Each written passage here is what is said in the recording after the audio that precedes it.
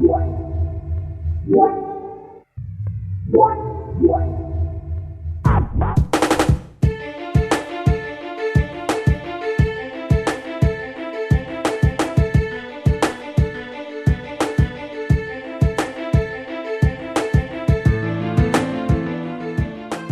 Chad. Greetings. And Chad could be a little more enthused to be here, possibly. Hi! Okay, maybe we have a meeting between the first and the last one. Hello. Yeah. All right. Let's try that again. You want to be enthused, but not giddy. I'll try, Sean. I'll try.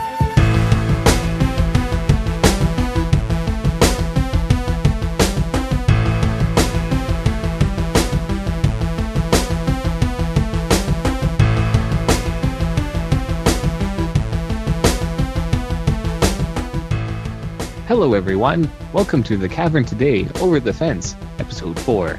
I'm Jeff, and with us today, we have Jonathan. Hey. Sean. Hello. And Chad. Howdy. All right, well, let's get right into it. First topic. I lost the bullet point link. Okay, here we go. Replayability of games, is it always necessary? Yeah, I was having a conversation with Moog about this, Griff, about this the other day, actually. We were talking about, I was mentioning how Dragon Age felt really replayable to me, even though it was a really long game.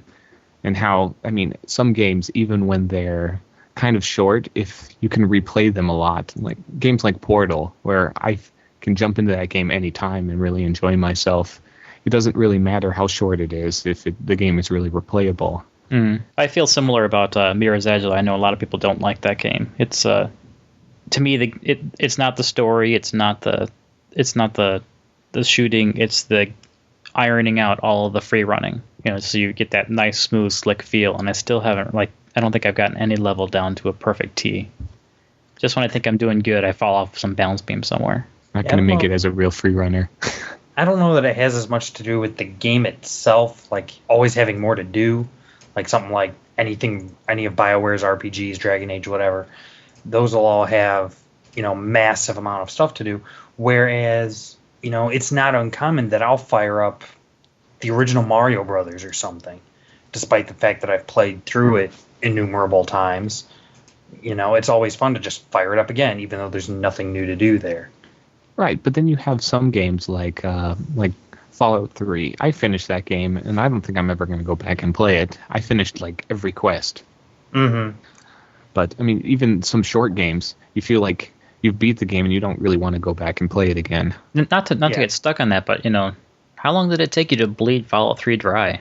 Oh, probably took me a couple of months. It wasn't really. Okay, I don't know how many hours. So you were on the path to just wring all the goodness out of that game. Yeah, Fallout 3, it took me a good while to get through it. But then they kept feeding us those DLC packs, and they were all very good. Yeah, see, every time I see it, the only DLC that looked interesting to me was the one where you're in the flying saucer. And that was one of the worst of them all. Yeah, it actually was. And all the gameplay I see of that game, just post-apocalyptic, doesn't appeal to me, which just makes it surprising that I enjoy Borderlands. But well, I have a real big survivor junkie. I like to scavenge and explore and see if I can scrape together a couple of new bits of things to sell. If you find a refrigerator full of purified water, that's like a gold mine in that game.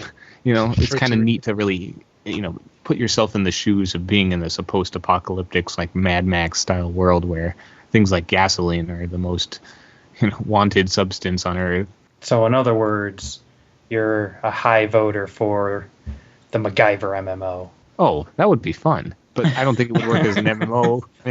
How many MacGyvers can you have running around? And it's not even fair to the enemies. You have a whole party of MacGyvers working together. Oh, gosh. It's just me, or does the MacGyver theme song sound suspiciously close to Chippendale Rescue Rangers? Yeah, no, it's not just you. They pointed that out when they was doing the MacGyver theme with lyrics. That Brental Flusk. Yep. Okay. Yeah. Now, is your question that should the game be replayable with more opportunities? Is your question that the game can continue to be played even though you've finished the story? Well, the question I had is like whether a game really needs something like that. I mean, obviously you have MMOs which have to keep feeding players new content, otherwise, people get bored and they stop playing. But not all the time does a game really need to be replayable, I think. I mean, sometimes if a game's long enough, you feel kind of satisfied, like you got your money's worth out of it. But it's kind of like wondering what that threshold is for, value versus gameplay. Whereas, for example, Portal, I would have paid, the full price for the orange box just to play Portal. And that game is really short. Yeah. Yeah, it is.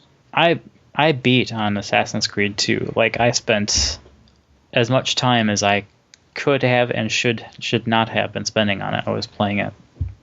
And what I really like about having reached the end of the game is they did something that they should have done with the first game, which they didn't. Even though you finished the storyline, any side quests that you left open are still playable, can still be completed, and in some cases can be repeated.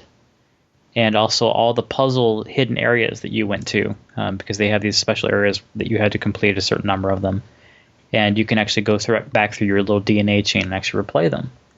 And so combine that with the free roaming splendor of Venice, and it's just like I feel like the game continues to keep on giving. But I kind of felt the same way about the previous game. But the way to get around it is like you had to go back to, I think, the Jerusalem save and then wipe through the 2 minutes of dialogue. So what I just did is I played up to that point before that save and just grabbed one of those flags which marked you into a city, and then I always kept replaying from that point. I actually tried once to go through what's the city starts with a D? Can't remember the name. Damascus. I tried to go through Damascus and clear it of all guards, but they respawn. So yeah, you told us about that in the previous episode. Yeah, well, it's even more insidious in Assassin's Creed 2. Like you can clear a block and literally turn the corner and they're back. But to me, that's more fun. Recruitment is high in the city of Venice. And the whole not falling in water is not instantly deadly in this game is one bonus as well. So anyway, speaking of the end of the world, World of Warcraft Cataclysm. Ah, yes. Yes. We've only been putting this off since the first podcast. Shame on you.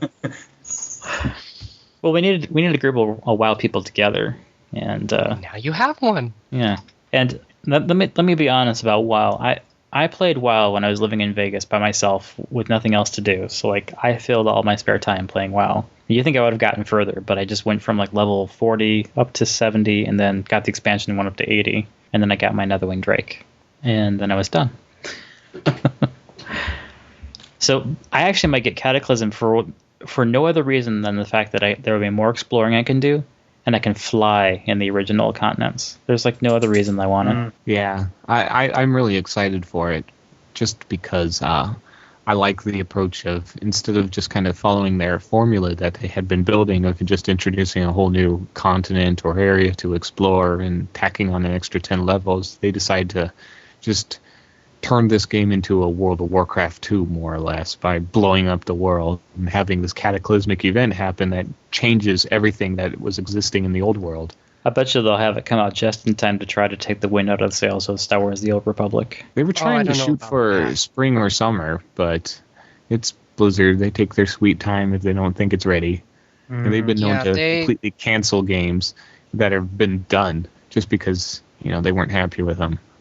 Like StarCraft Ghost? StarCraft Ghost and Warcraft Lord of the Clans. Yeah. That was their Monkey Island style adventure game.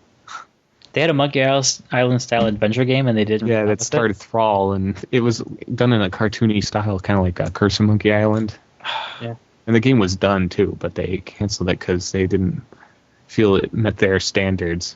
And they turned the whole story of that into a novel. Oh, that's right. That would have been fun. I would have played that. What was that novel called? It's escaped my... We have Chad, the lore master, here. The novel was called Lord of the Clans. They didn't even change the name of it. It's one of the better ones. I haven't read that one. Well, their whole old Durnhold Keep level in the Caverns of Time is part of that novel. Mm-hmm. Yeah. When you're breaking Thrall out of Durnhold Keep and it's a good hoping to free the slaves and stuff. So anything else to say about Cataclysm? Heroic Shadowfen. Aren't we We getting? get Wargons. That's right. Worgen. New races. Yeah. Goblins for the Horde and Worgans for the Alliance. Aren't the which is goblins? weird. Won't the goblins like become the like the? Crap, I don't know any of the The names. here. gnomes of the Goblins? Horde. Yeah, the gnomes for the Goblins are the Horde, and Worgen are the Alliance, which just seems wrong on so many levels. The thing that's so weird about the Worgans is they're actually human characters that have the ability to transform into Worgans when they go into combat. So it's like a second human class or race. It's really weird. It really is. And lore-wise, it makes sense for them to be on the Alliance more so than the Horde, I suppose. But I don't know. It just doesn't feel right.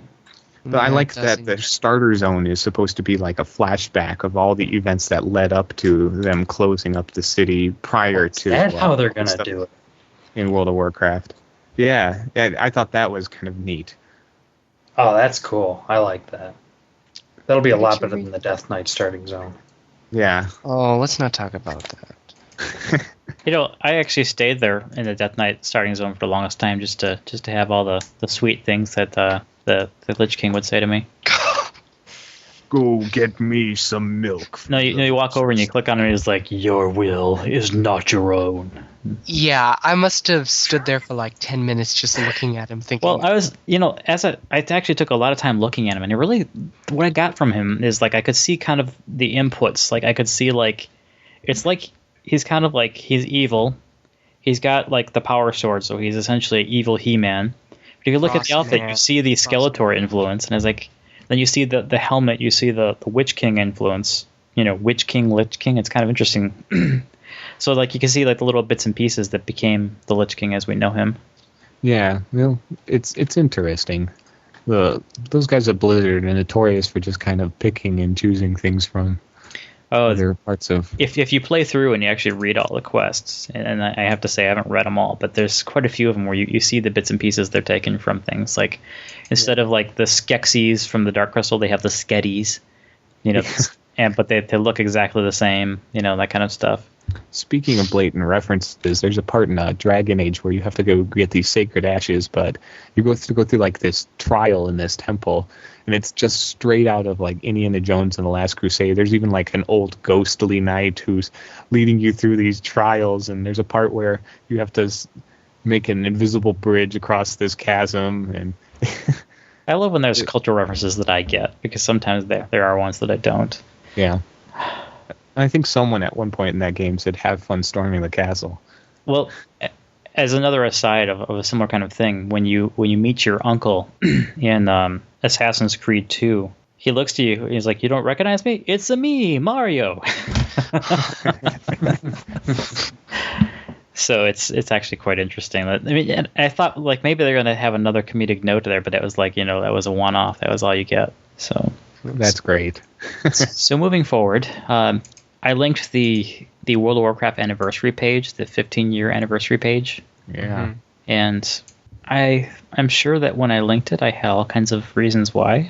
I have to go they single got one some now. great Old video, list they so got long some ago. great video features. Yeah, we were supposed to record last week. It's interesting though to think that the franchise has been this strong for so long. I mean, I had a guy burn me a copy of his original Warcraft game on a CD-ROM. It took like 40 megs up on that disc. Wow, I know it was a huge game. And I remember I sat there and I played that game forever. And it wasn't until like I beat the game that I realized that you can hold down like control and select more than one unit at a time. Oh gosh, So it was a very tedious experience. Like, one attack, I mean, one attack. it was bad anyway because you can only select up to like 4 guys.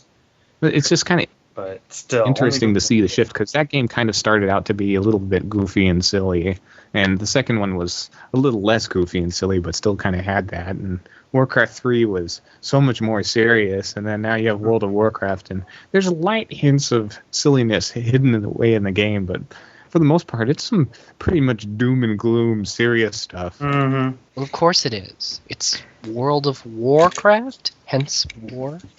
Hey, I mean, and who would have thought that little Silicon and Synapse, who made like The Lost Vikings and Rock and Roll Racing, would have turned around to be this huge juggernaut in the gaming industry. Chad, did you ever play a Blood Elf?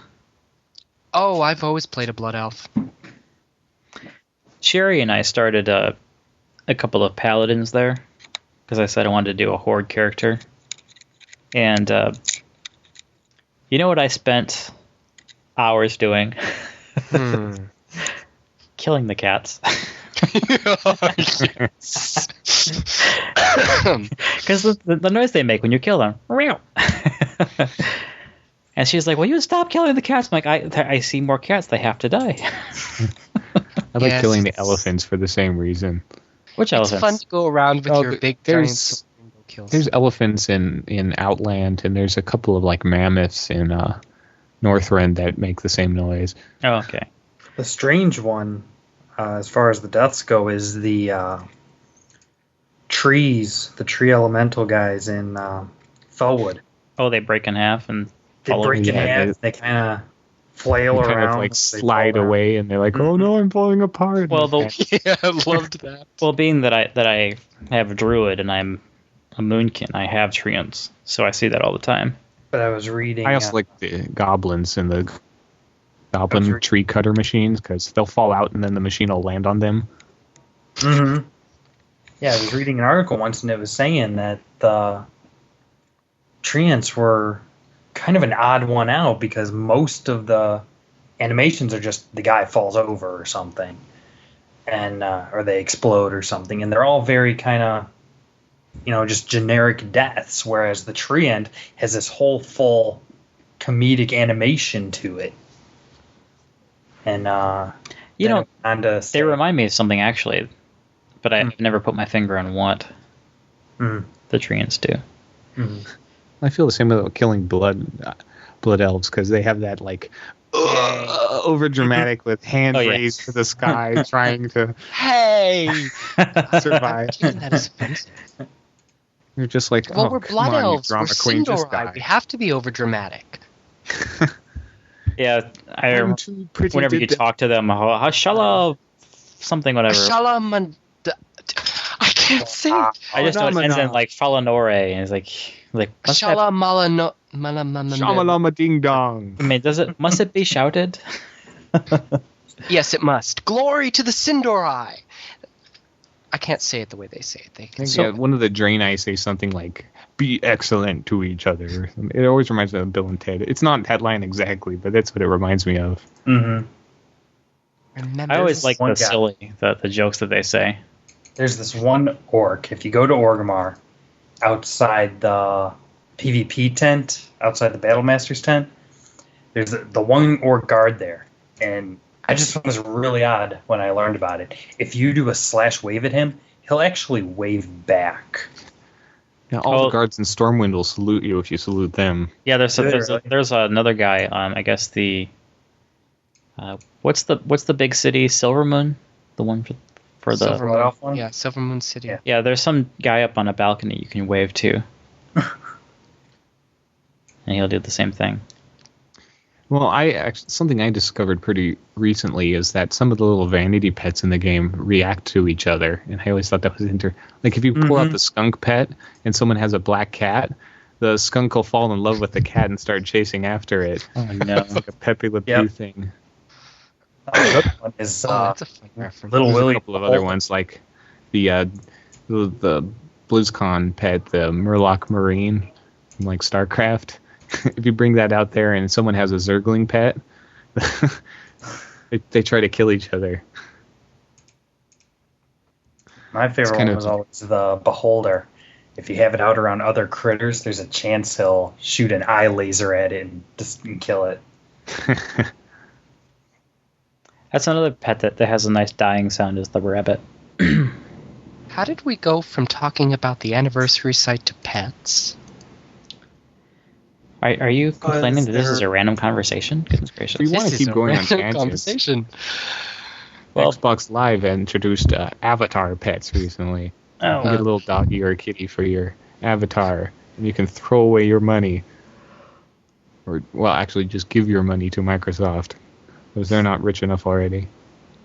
Well, you could do the same thing with WoW. You can buy $10 $10. $10 for the little KT pet. Yeah. And the sad part is I want a little TK pet, so yeah. The little Lich King pet and the little Pandaren Brewmaster pet. Yeah. Well, technically, Kalthazot is not a Lich King. He's a Lich. Whatever. Be accurate. Probably one of the most obvious points of lore is the only one you've gotten correct tonight. Be quiet, Sean. Well, anyway, let's move on to another MMO, Guild Wars 2. Finally. I played Guild Wars. Anthony and I played it together, although he was much more devoted than me. I mean, he took that game for all it was worth. I mean, he just... Every time I turned around, he's like leveled up another character, and he went crazy with it. And he did what I tend to do ideally with most of my games. I treat them all like single players. That's why like Borderlands was perfect for me. So I don't need anyone, but if people join in, the more the merrier. Whereas Guild Wars, if you don't have a full party, you can get spanked pretty bad. That's what I also liked that about Guild Wars, when you could actually have henchmen that you could load up in your party, who would do the rudimentary job of what another person in that role would do. And improved in Nightfall with heroes. You could have up to 3 heroes in your party that you could configure the way you want. Of course, this is just a way to get you to spend more time, because then you have to spend time leveling up characters of that same type and then capturing spells or whatever. What's kind of funny is you can actually, after a certain point, they gave you the ability to buy all the skills for the class for those characters, I guess, except for the elites. But if you have a character of that class, you can't have those skills. It's a different thing to World of Warcraft, definitely. But anyway, Guild Wars 2 is looking graphically much more impressive than Guild Wars 1. And it's supposed to still be the same thing as Guild Wars 1, where it's like you just buy the box copy and that's all you need and you can play. So I'd imagine it'll have similar problems as the first one, where like everyone's kind of looking the same. I mean, you can buy whatever crazy armor is, but you're not going to be the only one.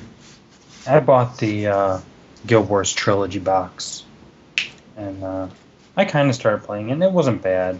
The first one was okay. The second one, like Factions, was no fun to me until Nightfall came out and I had Heroes. Yeah, I've only tried the base one. And it's kind of interesting how the expansions kind of cross-pollinate. Like, you gain the ability of Heroes retroactively in Prophecies and in Factions, which if you don't have the Nightfall, you don't have that ability.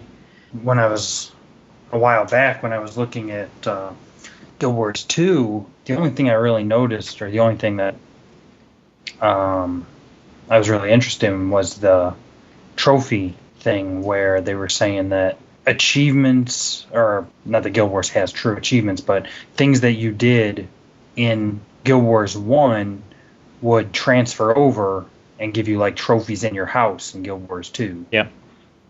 And I just thought that was really cool, and I'm kind of surprised that a lot of games that have sequels aren't doing that kind of a thing yet. My friend Dan, who puts the kind of time into Guild Wars that I've seen other people put into WoW, has probably got a mass of those. And he's, for somebody who will complain about how certain games are just too involved, I mean, he has got Guild Wars down. Like he has these like collections of skill sets for various types of characters and groups, depending on what you need to do. Like Elementalist, he'll have one for Earth and one for Fire, one for Water, depending on whatever the scenario calls for.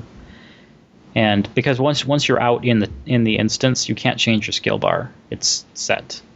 Mm-hmm. You can have 8 skills and that's it. And the skills have all these various little tricks. Like it's not just like this throws a fireball. This throws a fireball doing 15 damage, except for if it's raining outside and your character is facing the wrong way. There's just all these little details. But then somehow there's something at the bend. But if you are facing the wrong way, you'll get random damage against unseen foes. Like it's just some craziness, and somehow he's managed to get all those little things interwoven into like an awesome little skill bar. I can like walk around with him and watch him kill parties by himself. And I'm like, more power to you. I don't have the kind of devotion to sit there and master the skills on that kind of a level. And he also was bad-mouthing PvP forever, and then next thing I know, he's doing PvP. Loves it. Well, maybe he had never tried it. Well, I'm thinking once he masters his skill bar, suddenly PvP was a lot more elementary to him. Yeah. When Like you're the best player in the world, suddenly PvP is very appealing. Yeah, he has an assassin from the factions that somebody came after him and ganked him. Just like 3-4 people grabbed him. He's like, "Oh no, you don't." He spawned and he ran down each one of them and killed them. So anyway, Guild Wars 2's trailer, the races trailer. The only one I really remember distinctly. I mean, we had like the Viking dude and the magic earth spell girl. But the one that I like is the Guild Wars approximation of a gnome. They're kind of like gnomes / dwarves / sci-fi because they like make magic robots. Yeah. So freaky little alien things. If I were to play Guild Wars 2, that's the one I'd probably play. I'd be one of that big lizard dude. I never really played the first Guild Wars that much. I played What big lizard dude? Or was it the big dog people? Yeah, whatever it was. The scar. He's got like scales and spikes and stuff, and he looks vicious, and I think that's pretty cool. I'd play that. There's no scales. They have fur. Okay, fine. I watched the trailer, and I thought it was cool. But It was. I really thought the Sylvari, which is those plant people, which John was talking about a second ago, was a rather unique idea for a race. Since mostly you see elves, gnomes, and humans, and that's rather boring now. And I think that it's nice that Guild Wars took a different angle, but of course the lack of non-human characters kind of turned some people off, and so this game actually adds a little more to it. I'm sorry? Nothing, never mind. See, I would have enjoyed the game more had there been fewer real people playing it, because that was something that kind of took me out of the game, was the whole, like, LOL, I'm too low level for that. Well, I exercised my block list, because there are people doing, stupid chat scrolling. Mm-hmm. And of course, no one insisting they stops them, so I just block them. And but I gotta say, I never really saw any gold seller solicitations in Guild Wars, but I kept seeing them all over the place in WoW. Well, of course you're going to see them all over in WoW. It's like huge in China, isn't it? Yeah, well, there is a gold seller contingent for Guild Wars. I just never saw it. Well, I think the biggest difference there is that with WoW, you're paying a subscription to play. Mm-hmm. So it's in your interest to get as far as you can, as fast as you can. And having more gold allows you to do that better. Mm-hmm. Whereas in Guild Wars, once you buy it, that's it. You have it for as long as you want. You don't have to spend another set on it. So if it takes you, an extra month to get the money you need, yeah, it kind of sucks that it takes longer, but it's not really that much of a big deal. You're not losing any money on it. Yeah.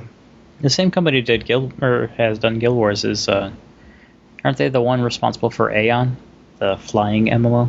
I don't know about Aeon. They did do City of Heroes. It's NCSoft. Yeah. No, I think NCSoft did do Aeon. Did they? I'm pretty sure they did. Sure.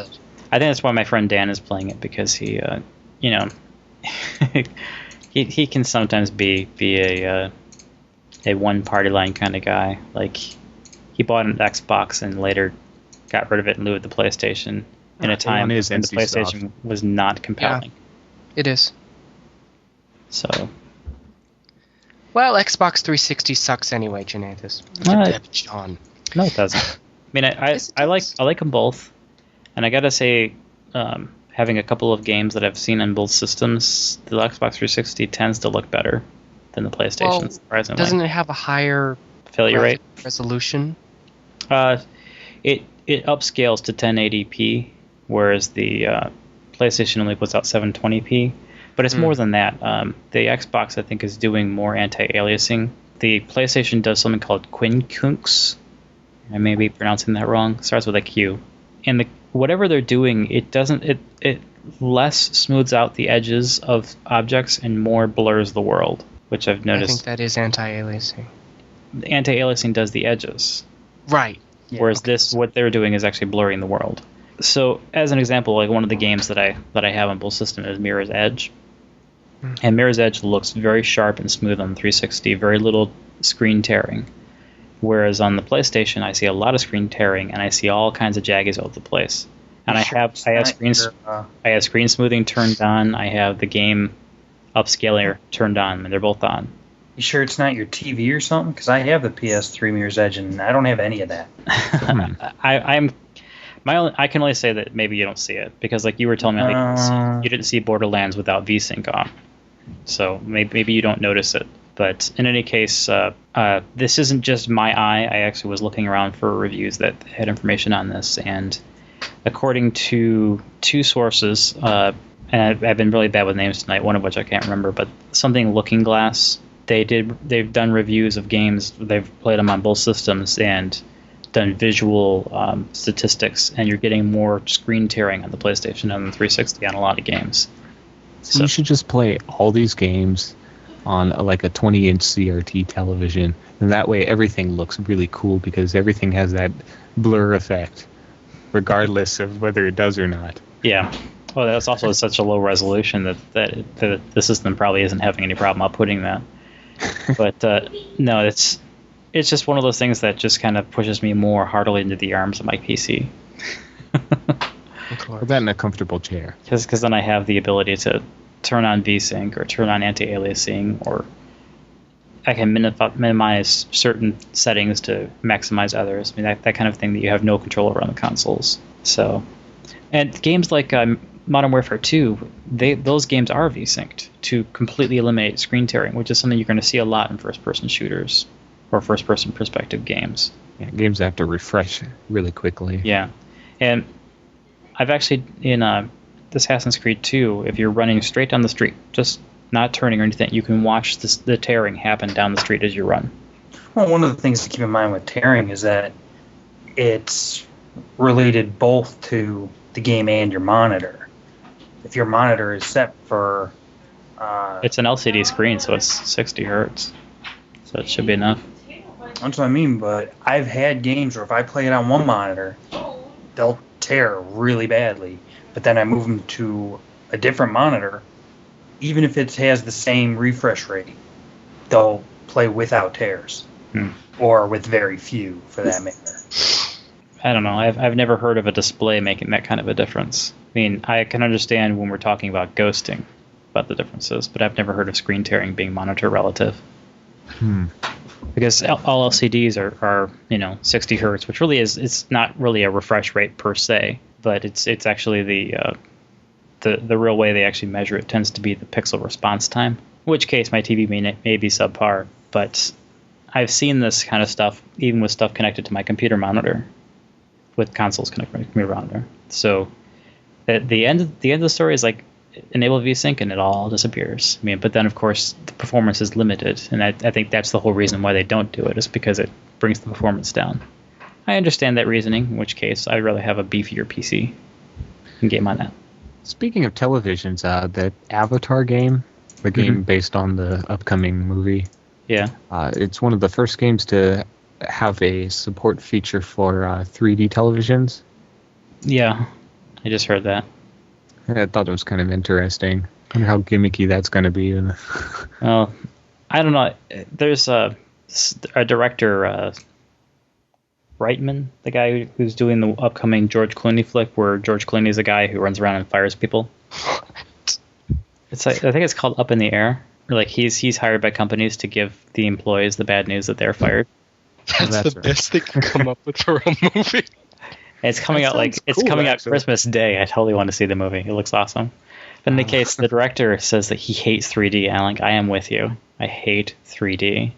I've seen 3D at the pseudo digital theaters, and I've seen it at IMAX, and it just annoys me in both cases. Especially the IMAX, where they only do partial 3D conversions, so you got to take the glasses on, take them off, put them on, and it's like, I don't even want to bother. Just give me the straight up 2D version. Yeah, what's with all these 3D movies anyway? What are we, the 70s? I can't even watch 3D. Well, they're running out of things to do that are innovative. It's like, but that was cheesy and gimmicky back then. Why is it suddenly cool again? I mean, it's because they're trying to reinvent it. It's effective. I mean, you still see the standout, but if you take a minute and pan around the screen, you can see all this this nonsense of the dual layered image and whatever, and I don't like it. I would rather just have the 2D.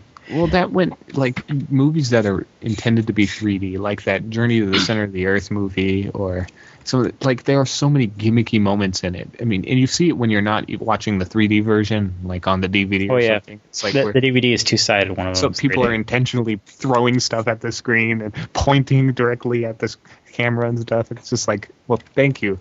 That's just flying in my face for the sake of flying in my face. Yeah, more often than not, 3D is annoying, but once in a while it can be done well. It's just rare. I think like the short little 15, 20-minute movies that they would show at like, MGM Studios or Walt Disney World or Universal Studios, those are fine, but like EO. Yeah.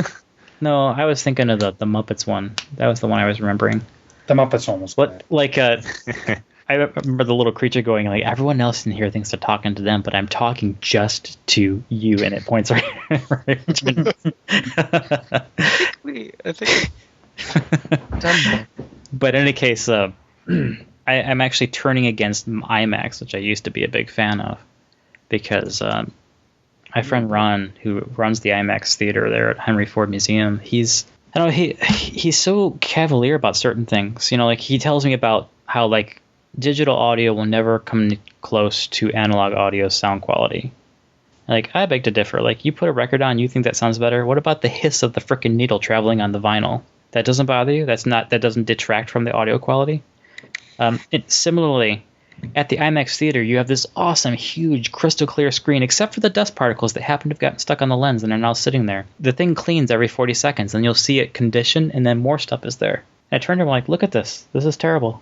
Like there's like 5-6 pieces of like crap sitting on the screen, and these little particles are probably so tiny you couldn't see them, but on the screen they're like 10 feet tall. They get magnified 500 times. And so he says, well, yeah, we need new conditioning rolls, and they're in the mail. I don't know when we'll be getting them. I'm like, they're in the mail. You got to get that stuff overnighted. Like, this is a big deal. One of the things I always tried to sell people on with IMAX, like when you go to like a movie theater that still use film stock, you'll see the little circle in the corner where the editing marks are. You don't see that on IMAX because they cannot do that. The movie has to be absolutely perfectly edited, or the frames go off. The frames go off. The frames don't match the audio, which is not contained on the film stock. So it has to be absolutely perfect every single time. Whereas with film stock, if you cut, wherever you cut, there might be a little blip, and then the audio continues. When I was growing up, IMAX for me was always those like documentaries, like they'd have the one on space or the one on the oceans, or yeah. And those were like, you'd go to see those IMAX movies because they were like, really epic panoramic things. It's weird seeing like commercial movies in IMAX. It doesn't have the same feeling for me. Mm-hmm. Well, Dark Knight was one of the few that were actually filmed with an IMAX camera, but it wasn't all filmed with an IMAX camera. And you could see the difference. Like the ones that weren't filmed were letterboxed, and the ones that were actually a full, because the IMAX screen is actually a 4:3 ratio. But you remind me of a joke that I saw when I watched a preview at an IMAX theater years and years ago. It was I was going to see the special effects IMAX movie, which featured a close-up look of the redone Star Destroyer from Star Wars Episode 4.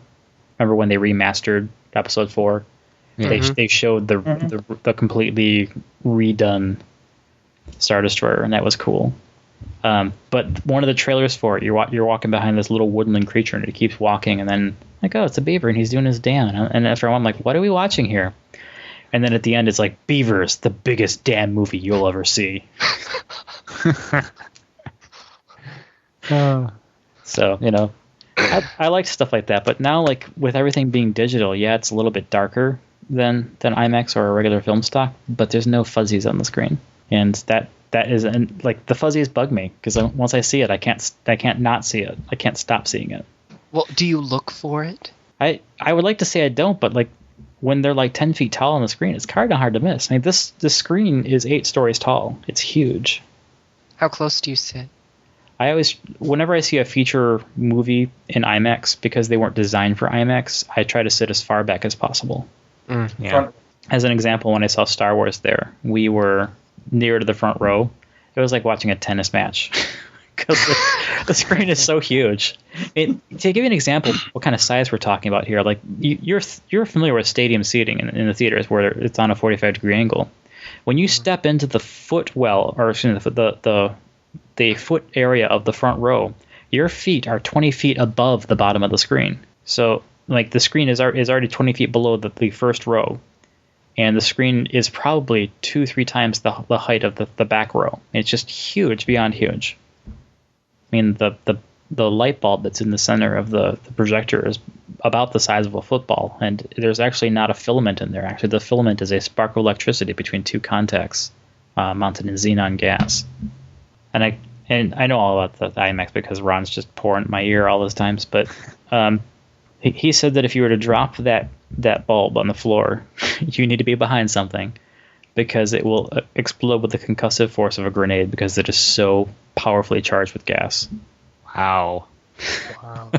Those kinds of movies are really distracting. I remember I saw the Matrix on IMAX, and the entire movie I kept thinking, man, Morpheus, his complexion is really bad because you can just see it. It's huge. Yeah, that's one of the first things I noticed when I watched. I rented a Enterprise show in HD on the Xbox 360. I said, the makeup is actually very obvious. HD is gonna cause a whole lot of new hurdles for media. So, where were we on the bullet points anyway? I don't know. We should be on the more status report. Okay.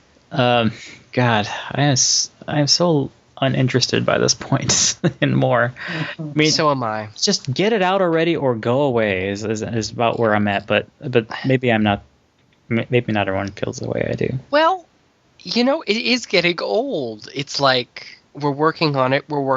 This is more. I think I know it. I was telling Sean this. I was like, okay, yeah, you're just telling us what we already know, so just hang on. Da da da da. That's about as exciting as it gets. They gave some information, where they have a lot of rights problems with the various codes and bits and pieces that are in the software. Yeah, but it shouldn't take that long to resolve. Yeah, that's kind of my thought. It's like, it sounds like this was the reason a year ago.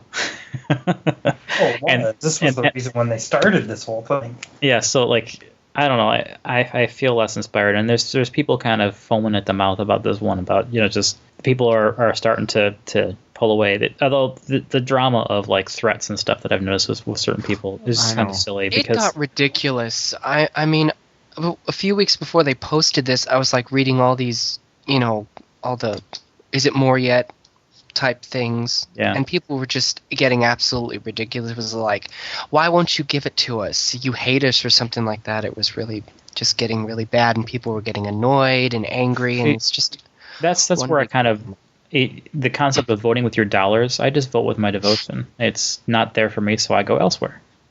Yeah, I don't thrive on the drama, so I don't need to like tell people like I'm leaving. You'll never see me again. I'm really going this time. This is all your fault for not getting our game to us. Why would you want to tell someone that? I mean, it's ridiculous. It's like I guess they're craving attention. I don't know. Well, beyond that, they know it's their fault that you left. They know very likely if they had gotten the game out that you would still be there. Do they care? Not particularly. And on another point, and I'm glad we don't have a Magic Quest Online bullet point here, so I can go ahead and rail on this for a little bit. Be my guess. Magic Quest Online, we've seen the trailer, and I'm sure that everyone who has played Uru has noticed the similarities to Uru.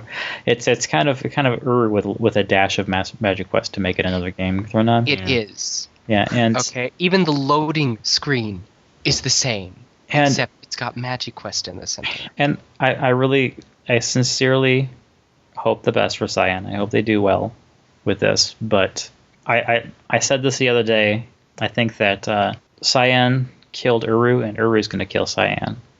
I don't know how else to say it. It just seems like they're stuck with this engine or something, and we've gone back and forth actually talking about. I'm always like, if they could just multiplayerize the Myst 5 code, just that alone would probably give them a more of a fighting chance.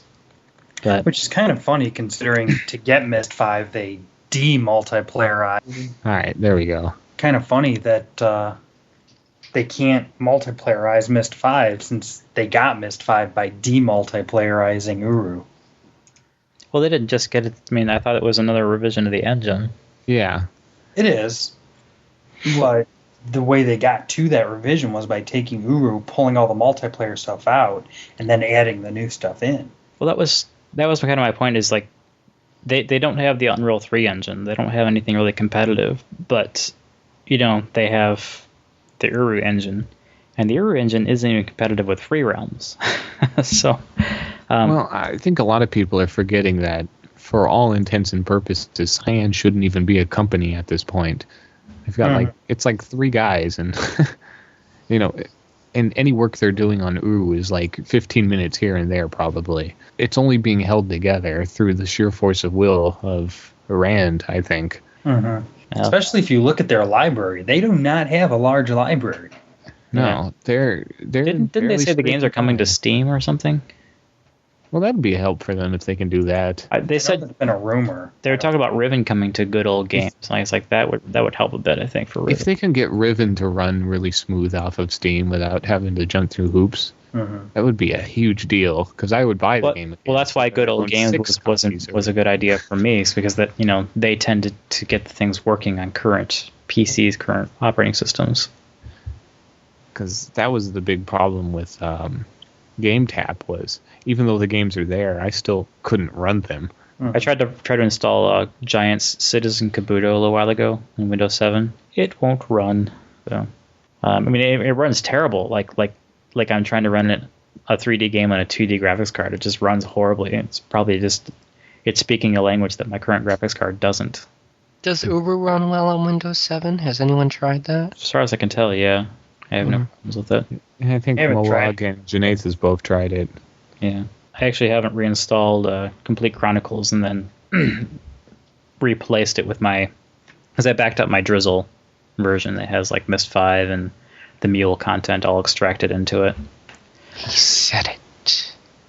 Well, it's not like I didn't participate in Mule, so it's not like I don't feel like I shouldn't have access to that content. That's one of the things that bugged me about like when Mule ended is like, you need to give me an offline version of Minkata like right now. Not tomorrow, not next year, not next Come out years. with like another DVD release with the you did with like Tadunny. Why doesn't Cyan do that? It's probably just the development time. Everything that they should be doing that they're not, from what I can tell, is more or less solely due to manpower. Right, like I just made the point. It's like there's like the company isn't there anymore. Mm-hmm. It's a company almost in name only. Yeah. Yeah, I got to admit I've forgotten that once or twice. But when you think of Cyan, you just think. Wow. You think of the golden heyday. Yeah, you really do. You forget that they went through an economy crash and they had one, arguably 2 hits 20 years ago. The games since Uru, Myst 5, they were decently good games, but they were not what anyone would call huge successes. Yeah. Well, I think adventure games as a whole, you have to kind of aim a little lower with adventure games. Like I'm pretty sure that the Penny Arcade game and the Salmon Max and whatever, those aren't like massive hits. But keeping with the type of genre they're living in versus the cost to develop, they're probably actually doing out pretty well with money. It's that Cyan always thought so epic, and that's where they just didn't have the momentum to keep that up. But then again, like Uru debuted in, wasn't it 03? Yeah, it was a little. So. It was very ahead of its time. The fact that anyone's even talking about it now is actually quite an accomplishment. There's a lot of games came out into 03 that have long been since forgotten. I know my friend actually linked me a 4chan thread. I normally avoid 4chan like the plague because it's like the internet's equivalent of the Mos Eisley Cantina, but there was someone had started a Myst thread on there, and it was amazing to me that how many people had positive things to say about Myst, and people were posting pictures of Gen and Myst representing. It was really kind of endearing. who could not see Gen and not think that was cool? I mean, I hadn't even read the book of Atris when I played Riven, and I was like, wow, Gen is truly, well, Gen. Yeah, see, I've actually reached a point where like the graphics of Riven just don't measure up anymore for me. and I don't know if things always matched up, but I see that the little squares that form around the videos that aren't quite lined up with the static image. And that's one of those like high definition moments where it's like, oh, that's just terrible. I can't see it for the flaws. In Myst 3, it was so weird because things actually got, in Riven, things looked better when the video wasn't playing, and it was backwards in Myst 3 because the resolution of everything else was higher. I think technically, graphically speaking, Myst 4 was the pinnacle of the static image games. Man, I spent so long just like running my finger through that little puddle of water. Yeah. The flipping of the pages to the books looked cooler when they demoed it, like in the videos. But then when I did it, I'm like, it's not as cool. What are they doing different? Automatic flipping. Yeah, but the thing with, I think the thing that really destroyed Myst 4 was Myst games were famous for being easy to do once you had the solution figured out. It was figuring out the solution that was hard. Whereas, like, in Myst 4, you could have had the solution hours ago. You still can't do it because of a lack of, the proper manual dexterity needed to do it. Yeah, the game had a built-in player's guide in the interface, and I still couldn't beat it. It was the color puzzle, wasn't it? Mine was the monkey puzzle. With the monkeys. Man. Yeah. Oh, the monkeys was easy. Well, I was on these before I reformatted. But furthermore, Myst 4 didn't feel like a Myst game. Not really. No. It felt like someone, trying to make a Myst clone. Who was it who said that it was like it was a game hosed down with Myst juice? That's a perfect analogy. You'd think that you would say that about Myst 3 being a Myst. Myst 3 felt like Myst. It did. Well, it did, because it was very perfect, kind of a reincarnation type thing. Yeah, to me it was like an amalgamation of, the good graphics and interesting areas that I liked in Riven, plus the hub world of Myst, the original Myst. Yeah. Mm-hmm. Anyway, we were supposed to talk about a Mule update or a more update. Yeah. So let's just cover that bit. The more update is essentially they need to yank out some code, or not yank out the code, or rewrite the code so that they can let it go to be open source, to be legally plausible, whatever. And as I said at the beginning, I am past the point of caring, and it's not like if it comes out tomorrow, I will play it tomorrow. But right now, like, I've got other things on my plate. So. Well, it was interesting when they describe Uru as being like this giant Frankenstein software that has all these little bits and pieces of code from so many different people that it's actually people who know code, who have ripped it apart, who shouldn't have, but have said it the same. They said it's just such a crazy hodgepodge of code, very inefficient, very badly optimized, showing the amateurish talent of the people that they had putting the project together, which may be part of its downfall. I think it probably hampered the ability for them to do bug fixes, and I just think like huge problem. Just take all the textures, put them over here, take all the sounds, put them over here, throw the engine out the window, put the Unreal 3 engine in front of them, rebuild it from scratch.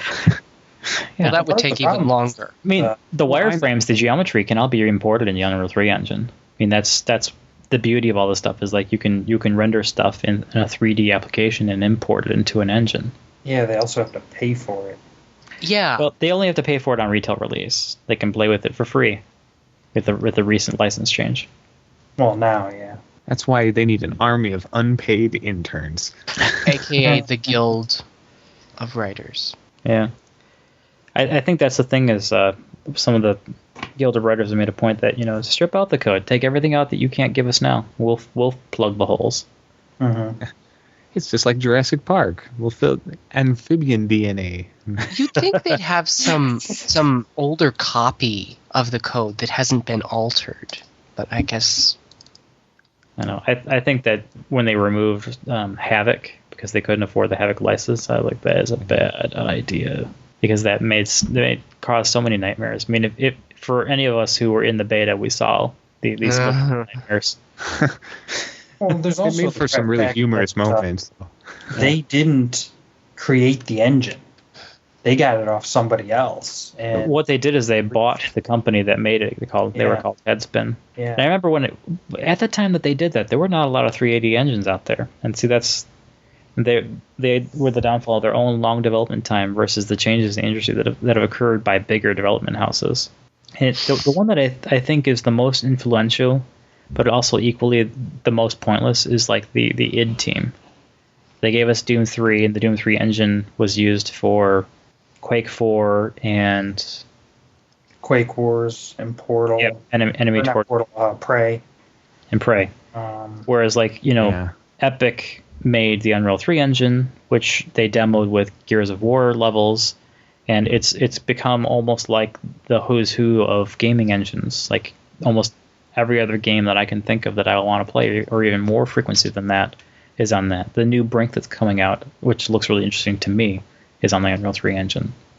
Well, welcome to Over the Fence episode 3, where we talk about the Unreal 3 engine. The Unreal engines have always had a tendency to be extremely optimized and very easy to port and adapt to various projects. I will say though, when I played Rainbow Six Vegas, I thought, what the heck is up with these people? Do they not know how to use this engine? Because it was horrible on the PC. They have never been very good. Well, not that they haven't been good, but they haven't really ever been developing new things. Yeah. They do the existing things very, very well, but they don't do anything new. I think they're starting to engines focus. Just like that's the thing I think with id is I think they're starting to they're becoming a tech company and less of a game company. Mm-hmm. Which I don't mind that. I mean, as I said, I think in the future that we're going to start compartmentalizing certain portions of game, just like we have the PhysX and we have Havoc. Although Havoc appears to be dying on the vine now that Intel owns it. I think that we'll have things like facial animations will be specialized by a company, and maybe hand animations or hands models, whatever. One thing I always notice in 3D games, whenever they do a close up with the hands, I'm like, oh, that is like a big old bear paw with like really long fingers. That's all that is. So. Well, hands aren't the easiest things in the world to animate. Well, why not? If everything's standardized and you can plug anything into anything else. Yeah, we've had the ability to scan 3D objects for a while. I mean, the old Beast Wars TV series, they literally scanned the toys and animated them. Janathus, thank you. Finally, someone who knows what that is. I know what that is. No, I am not kidding. I know nobody who knows what that is. So Beast Wars became relevant to me when I saw the part of the second season where they tied it into the original Transformers show, and suddenly my interest level like quadrupled. My favorite episode was when that Raptor Decepticon like died or sacrificed. Yes, that was awesome. Yes, thank you. Yeah, it's about time. I remember what his name was. That was season 3. Now I have to go look that up. Well, I happen to own seasons 2 and 3. I hate you right now. But I never bought Beast Machines, even though they have both seasons in one box set. Boy, we're off topic. We've been off topic all day. All right, so final bullet play for this cast. I thought this was just blew my mind amazing, and I don't know if it seems like the rest of you folks are not quite as amazed by it, but there was a video. It was on Dig, and it was actually pointing at Gizmodo, and I had to follow a link to find the higher quality at Vimeo.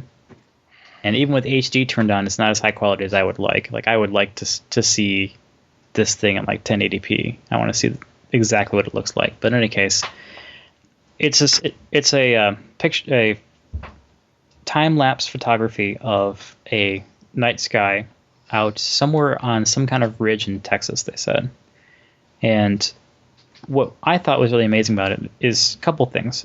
If you take a minute and you just watch it, you'll notice that the stars actually give you a sense of depth and therefore a sense of distance. And if you look at it the right way, it looks like you're looking out the window down onto something. And in addition, partway through the video, the center of our galaxy becomes visible, which I had no idea that we could even see from Earth. So, how do they know it's the center of the galaxy? That was the thing that kind of struck me too. I was wondering if is it the center of the galaxy or is it the center of the arm that we are in? Because we are in a spiral galaxy, so there's spiral arms. So it may just be one of the arms, but they said center, and they knew we could see it at all. So I'm going with them. But as I said, I did kind of wonder about that myself.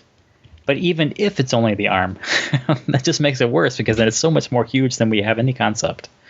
And apparently, after some Google searches, there's actually more images of this kind of thing, and which makes me kind of disappointed. I didn't know this was there all the time. I always figured that all the stuff that we had seen of galaxies were abstracted artwork or what have you. I mean, who knows? Maybe our spiral galaxy isn't very spirally. Maybe it's just like a ball with a bunch of stars around it. You never know. How do we know? We're in the middle of it, we're 20. That was the other thing is I learned all this information about our galaxy is like about roughly 100,000 light years across, and we are 28,000 light years from the center of the galaxy. How did they even determine that? I don't know. People who are smarter than me have worked on figuring it out. Mathematicians. It's Yeah. their only job they can do now. And that brings me to another fun point. Have any of you read the article or articles that says that most galaxies appear to be held together by giant black holes? Mhm. No. I've heard that. How is that possible? They suck everything into them. Well, obviously the gravitational pull is sufficient to hold all the stars in, but not sufficient to pull them all the way in. I mean, we can't even imagine pulling dust from across a room with a vacuum cleaner. And we're talking 28,000 light years, It's maybe it's just amazing we're even held in place. Yeah, it's pretty crazy.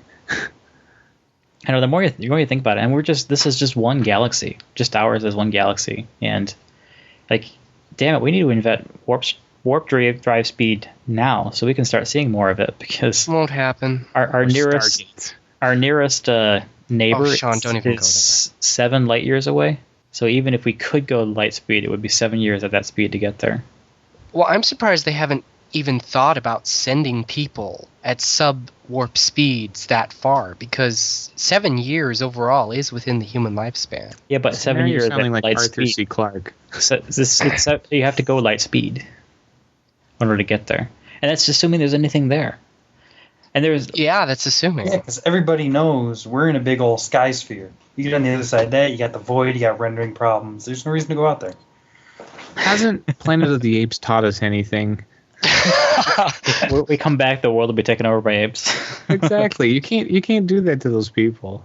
There's an interesting premise that I saw in the Sunshine, which the whole thought that we could ever even hope to reignite our sun, should anything be going wrong with it, is just silly vanity. I mean, the Earth itself is what tiny of a speck compared to the sun. I don't care how big the spaceship you make; it's not going to be. There's nothing sufficient to reignite the sun. But in any case, John, if the sun went out, Earth would go spiraling out of place. it wasn't Right. out. Just need to shoot a It was propane tank degrading. into them. It was going out. So a bright day was not going above overcast type of sunniness. In any case, the ship that they had there, the point that I'm driving at here, is the ship had hydroponics. It had a sustained food oxygen plant ecosystem to maintain oxygen and food, for the crew. Mhm. I thought, if we do any kind of long distance travel, it's the only way we could do it. But then, okay, so we can keep the people alive, but how will we propel the ship all the way out there? Therein lies the problem. Big slingshot. Yeah, there's... I don't know. Anyway, it seems like the more you start questioning that stuff, the more questions you have. Yes. Because you just and that's the thing is as soon as you start looking at this stuff, you're like, I want to get out there and see that. I'm like, oh, there's really no way to do that, is there? That's why you don't look at it. Take this from someone who wanted to go to the sun in his car. It's okay if you go at night. Yeah. I'm going to agree with Jeff. It's not so hot at night. Yeah. My excuse was we could keep the windows rolled up.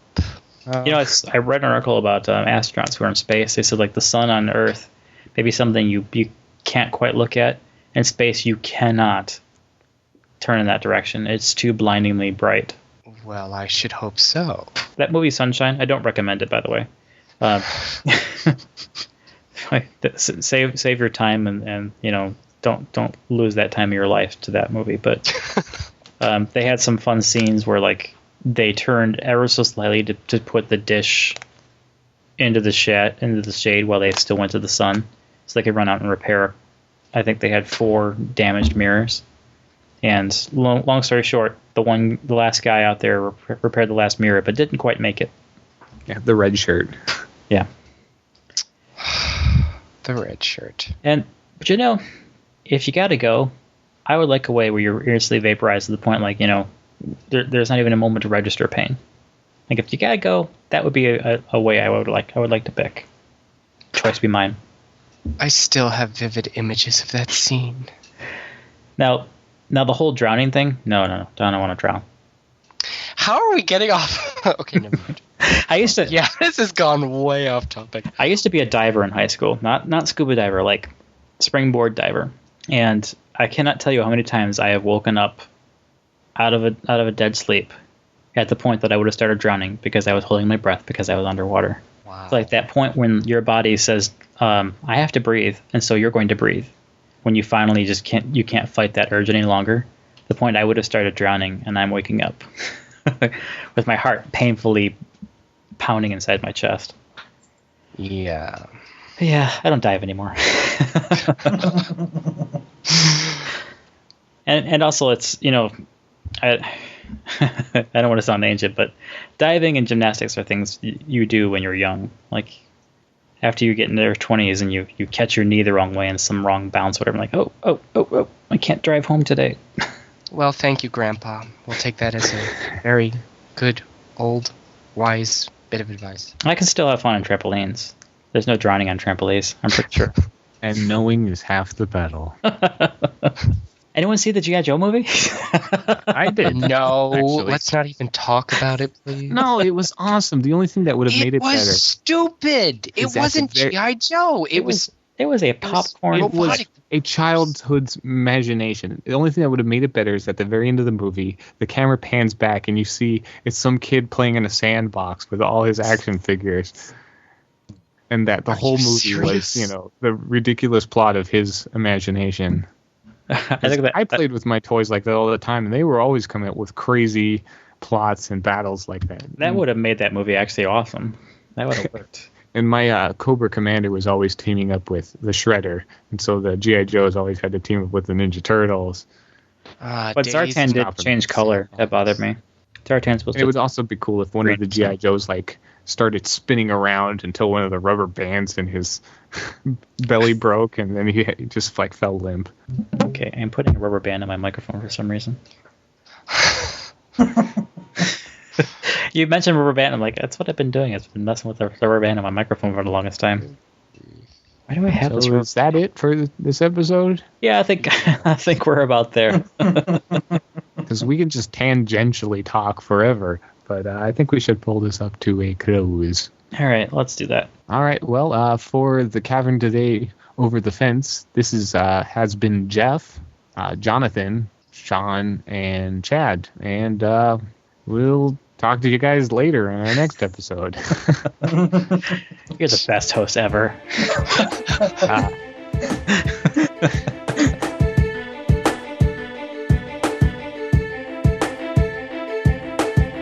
It's like that scene from 2010. My God, it's full of Chuck Norris jokes. And then when we're in WoW, he'll jump around and do the most ridiculous things. Yeah, it's rather interesting. Just because my Flappy is better than yours. Oh, shut up. I don't understand this particular take that you have here. There is nothing more important. That's right. Janathus is the Miss Piggy of our group. Everything is about... Yeah, there is nothing more important than the arbitrarily set recording date that I didn't set. And I totally would not kill you, because if you're killed, you don't learn anything. But that is not to say that I would not find a way to make you unhappy. I mean, you're not that much of a nerd. You're right, I'm in denial. You play World of Warcraft. Like, I need no further evidence. Yeah, and you know what? Sean has to sit through all my lore rants, which he totally doesn't appreciate. The ones where you usually get the lore wrong. I never get the lore It's wrong. ended. So Counter-Strike. did it record okay? Yep. Oh, good. I mean, not that people could like shut up for like 3 seconds while I test recording. Sorry, we just like to talk. And what human being doesn't? Is your hair blonde, perchance? If you ever say that again, That's right. This podcast needs more bacon jam. We were once a Uru podcast and blah, blah, blah, blah, blah. If you could say it just like that, that'd be awesome. All right. Chad, you are sounding more and more blonde. Are you sure? You haven't... John, if you could. Have you like maybe had a dye job once and maybe it just went a little deeper than the roots? I mean, If he's still recording, this is all going to end up in... By the power of Grayskull. all I know is that I have the power.